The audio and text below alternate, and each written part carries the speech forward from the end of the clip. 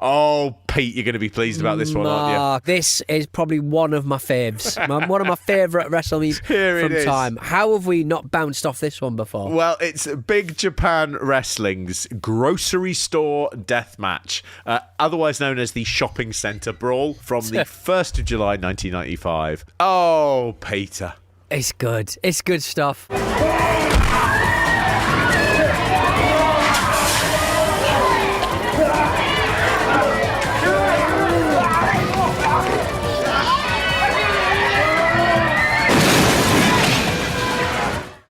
When they start, they go, it's 9 a.m, and it is absolutely tipping it down as well.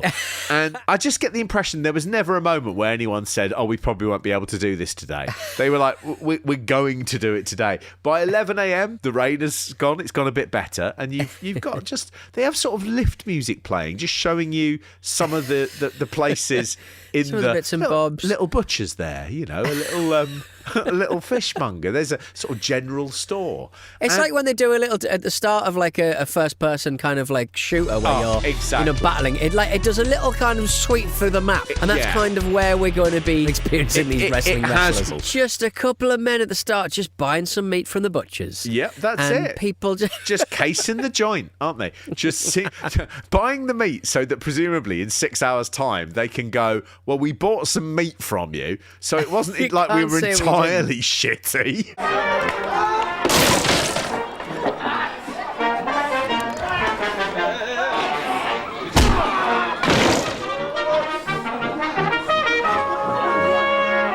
So the first guy who comes out, we're going to just, I think, have to describe them just by the colour of their trunks. Shorts, yeah. They were all in their first year of working for this brand new company, and they were all proper Did they continue? rookies. Did they continue? Because this is some of the most violent. Yeah. This is some of the most tough hits, strikes, clouts, smashes, cuts that you've ever seen. What this is one of those things that they sort of go, this was a big lesson in discipline for the rookies from the booker of the promotion and also long-time heel, who is, of course, Kendo Nagasaki. Not that one. Not that one. No. We've actually had Kendo Nagasaki on us before. He took part in the Amazon River Piranha death match.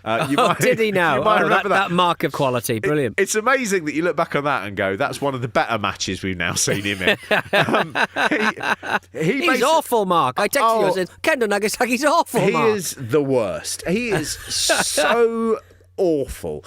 But what this was his basic thing of going, this is a rookies thing and they will learn. And what that always means is someone who cannot wrestle really well, exactly, is just going to hurt some young people and they won't be able to do anything back, because if they do, he'll hurt them even more. And then at the end, he sits them down in that ring and he's giving them a talk like, very interesting, some of the things you will have learned today. And it was in Japanese and I was just listening, I was just thinking, if that was me, I would get up and I would get a piece of wood and I'd push it through your eye.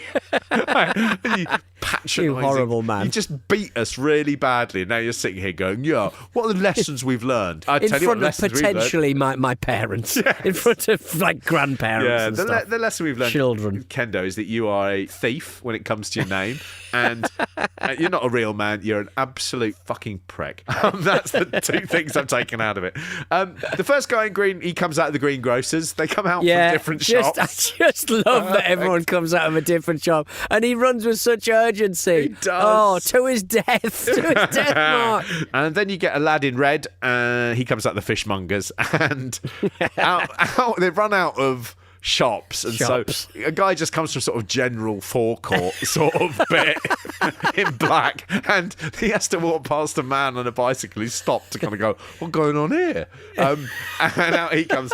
So then the four of them are in the ring, and out comes, they announce Kendo Nagasaki, and a load of men with brass band comes out of a clothes shop. Could you tell that he was the booker? Oh, yeah. He gets a big fanfare, big American cheerleaders as well. And out he comes, and they're playing that kind of, the sort of really brassy music you get in American college football. Yeah. And it's so big for the tattiness of the tableau and what will then happen.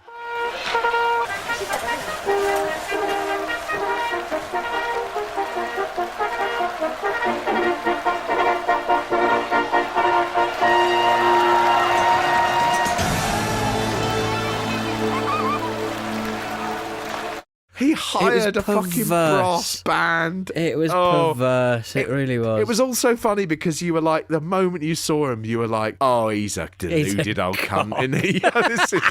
This is what a cock. This is amazing. As I say, he wasn't the original Kendo Nagasaki. He'd worked in the early 80s in America, and he'd also worked in Stampede in Canada for Stu Hart.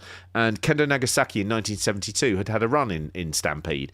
And so obviously while he was there, he somehow picked up the Kendo Nagasaki name, which he stole. So it is actually, to be fair, at least not the real Kendo. It's a Japanese name, so I think he's probably got some more claim to it than Kendo. Already taken. It's taken by Peter Thornley of Burnley. But yeah, he is the booker. You could tell in this, it lasts for 40 minutes, and it's just him beating people as hard as he can with anything that comes to hand. He will take no bumps, he will take no shots, and at the end of it, he will look like, oh, that went exactly like I'd hoped. That's really, I'm really pleased that this went exactly to plan.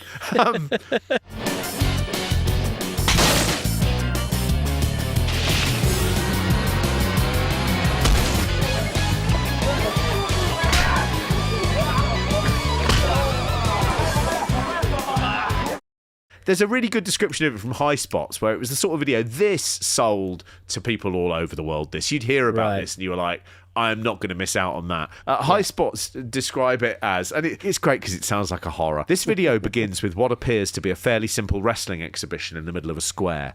Before long, a village is destroyed as onlookers watch in shock and horror. Everything and anything in the village is used as a weapon, whether it be merchandise from the local convenience store or pieces of the building itself.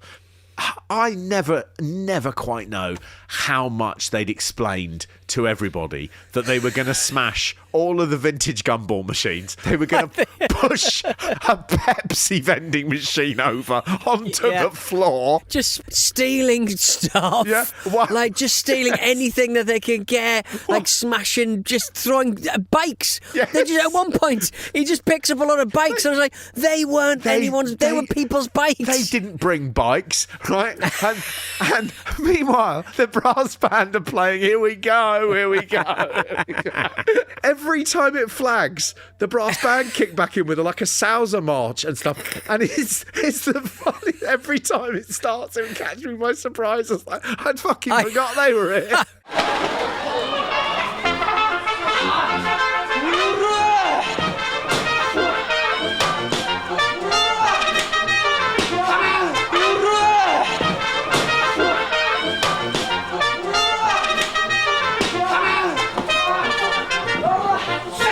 I have never seen so many confused old people at a wrestling event. There are so many old grannies and old granddads going, what the what? It's so good because when they start pushing things over, there's one shot where there's just about 40 old people and they're all trying to get out of the square and they're looking behind themselves over their shoulders like, are they near? Are they near? It's that fascination of like being in a town centre and seeing a fight and everyone just going, go away. Get away. Got to get out of here. Got to get out of here. Sarah came in and because of the brass band music and the bonk bonk noises, Sarah came in and said, are you watching cartoons? I was like, yes, I think I am actually. Yeah, it's one of actually the better things they do in this, which is they do have it go when they hit each other. Oh yeah, but that, I think that only comes in, or maybe I just only noticed it halfway through, but I think halfway they just started putting big earthy punch noises. I think they did it so well that I think it might have been there throughout. And once I was noticing it, I was like, God, they've done that to the edit to get that in on the soundtrack. Yeah, back in the 90s when it was really difficult.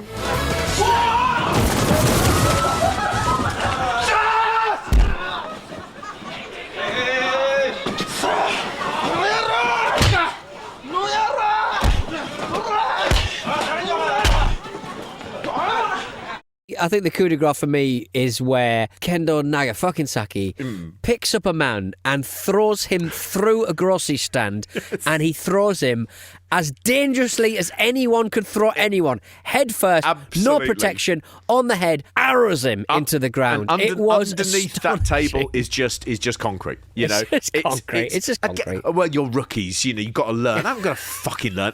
This is never going to happen again. Let me make that clear.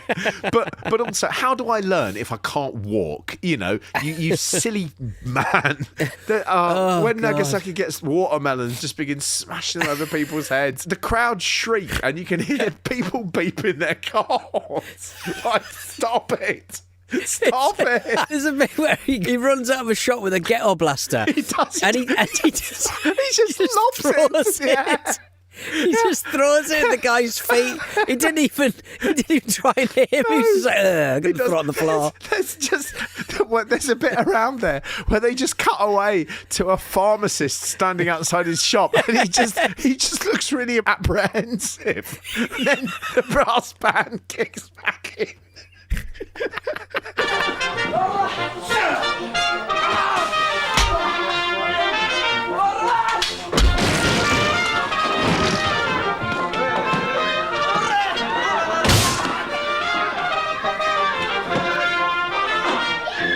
They've only raided his shop for like medicine.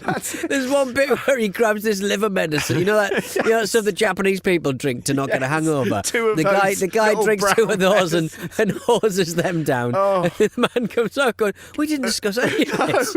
Why are you going with that shaving foam?" There's a bit as well where they get an inflatable mobile phone sort of advertising bit, and they start throwing that, and whoever had the shop must have been like, well, that's fine, I'm going to get that back. And within like 10 minutes, they're picking up like a metal sign that's got double-sided, that's sort of explaining how something in the shop works, and they're just throwing it across the car park. They're not even like going, "Oh, bang on your head." They're just going, "Throw this." And, there's just a band walking around as it goes on. There's a shot where one of the band members has just got his euphonium on his knee, and he's just watching it going, he doesn't know what any of it is. Shut up, play. Stop looking at me like that. Play the tunes.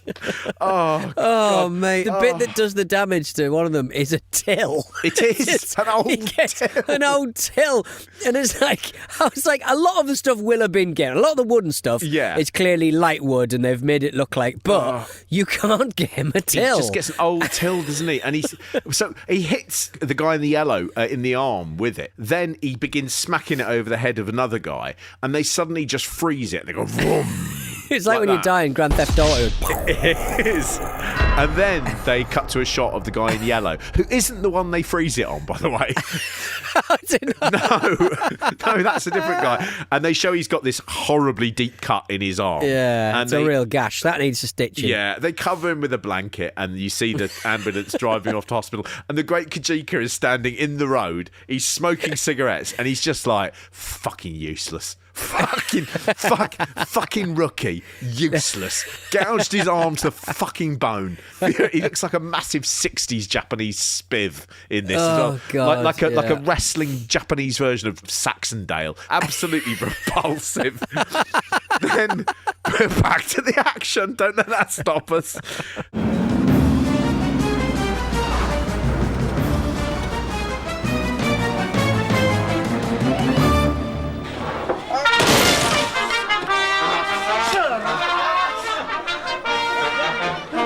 They go into a restaurant, and Kobayashi is being battered about. He gets a blackboard over his head. And, I mean, again, you can't say, this I've seen this before. You can't say this feels to me like something else, but not done as well.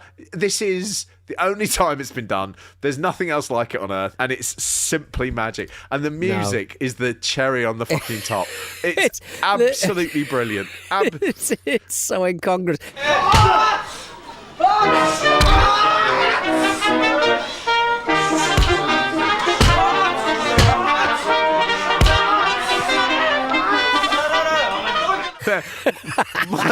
I really liked it. One of them gets a cream pie to the face. But whatever the cream is in it, it doesn't go off for the rest of the show. So whenever you see him, he's got a very white, pale face, like he's sort of got makeup on. There's a woman they take suddenly into the back of the pharmacy they film, and she's holding her head like it's all been a bit too much. Yeah, she's the ring. She was the ring announcer. Yeah, I couldn't quite work that out. And I think she was in an opticians as well. I think they took her into the back of an opticians for a lie down. I was looking at that and I was like, what am I supposed to be?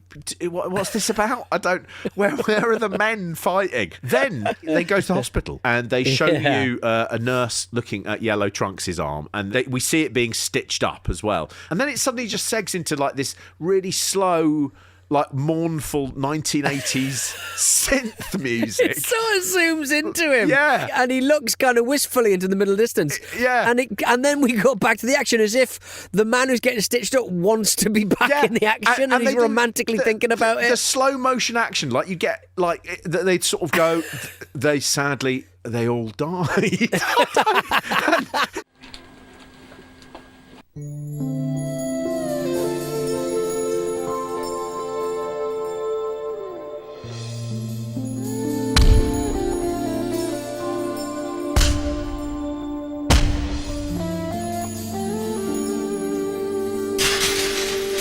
なぜ彼らは戦い続けるのか」「戦うことが職業だからなのか」 It's got really slow motion bits of watching one man squashing a bike onto another man's belly while he lies on the floor in a shopping centre.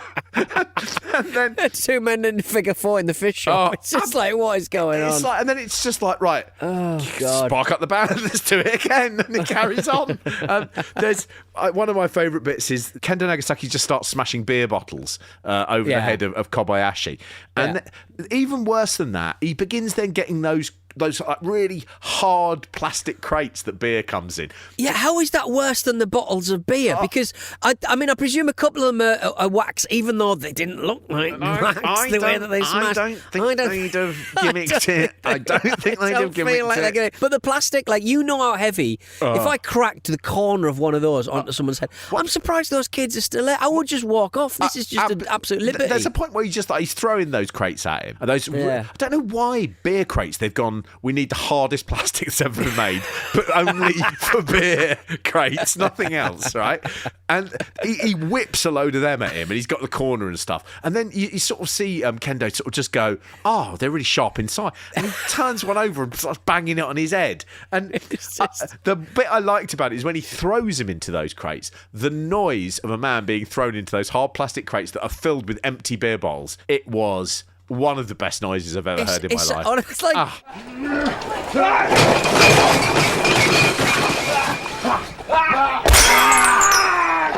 But they're heavy, like they're like Bakelite. Yeah. They're not like plastic. They're not. Really dense. And also, like, if you had one in your house and you slipped and you landed on it on your back, you'd go, oh, that really hurt, but you just go, it's literally cut me up like a million knives. It's just like slivers. And you go to the hospital and they just go, did you fall on a hard plastic beer crate? We can't do anything. It's just we can't fix it. It's the hardest plastic, you know. We can't. Does that mean I'm going to die? They go, yes, it does. There is oddly in this even some comedy. So not even that thing of just like the bikes, but they go to a fishmonger and one of them starts hitting, one of them with a big fish, and the other one then picks up a tiny fish and sort of hits him back with it. And I was just looking at that and sort of going, you guys, I think this is the two rookies who didn't make it sort of, any further than this, who were just like, this is no way to make a living. I looked at that and I thought, oh, one of you had a good idea there. That was really funny. But shame you got lost. Shame you got lost and Kendo Nagasaki is still there. It's up there with everyone getting chicken jammed in their mouths. Raw chicken. And then halfway through, there's a couple of times where there's just this freeze frame of some text, and it just says the very minimal Japanese I know. It just says naze, why, why, why. That's when that happened. I was like, okay, so it's over. You got the end credit there, and it says why, and you go, good place to leave it, and then it just starts again. There's more. It's back.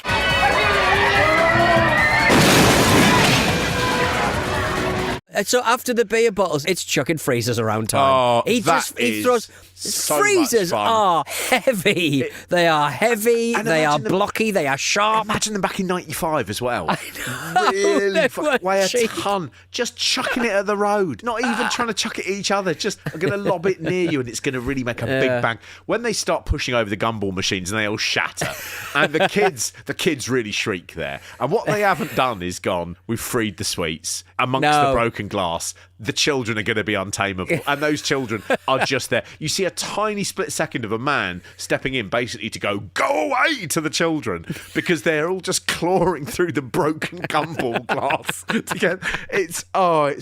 They must remember. They must just go. There was once this time when we grew up. It's a very quiet village. There's once, and once a group of bandits came. Right, Fucked everything up. They destroyed everything we'd ever known.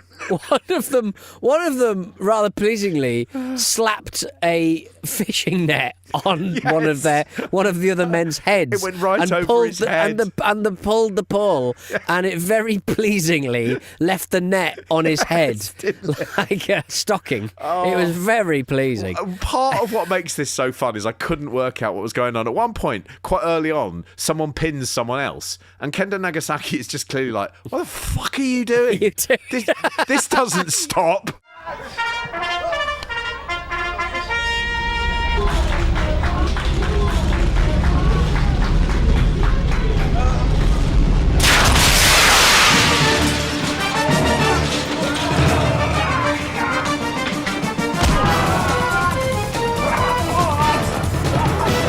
And it just carries on, and you sort of go, "Oh, so presumably Kendo Nagasaki's going to, pin someone." No, it's just a big kicking. It's going to end at some point. It's going to end in an armbar, inexplicably.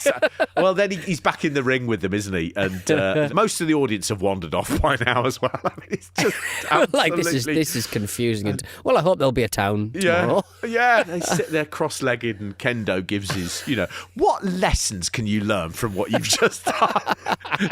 Don't let Kendo Nagasaki come to your town. Don't trust me. Never trust a promoter. You'll notice I was very selfish today. Well, Daddy's sorry. Yes. And then he sort of goes, what we should probably do now is take the one who I've hurt the most, which is Kobayashi. Let's take you to a barber's where I will laugh and shave your hair, and I will shave all your hair off, and then I will shave your eyebrows, and then we can leave this place that we've ruined. While crowds nervously peep through the window at it all. And there are shots just before it ends of a group of very nervous and upset looking women in basically sort of like convenience store outfits. And they are looking at all the smashed fruit and broken glass around, and they set it to sad music.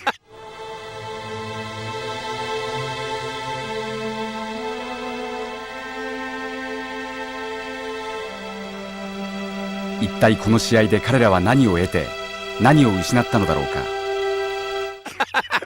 And then there's a shot of the big fat wrestlers, all of them, none of them with their tops on, and they're just walking off into some woods like they live in the woods.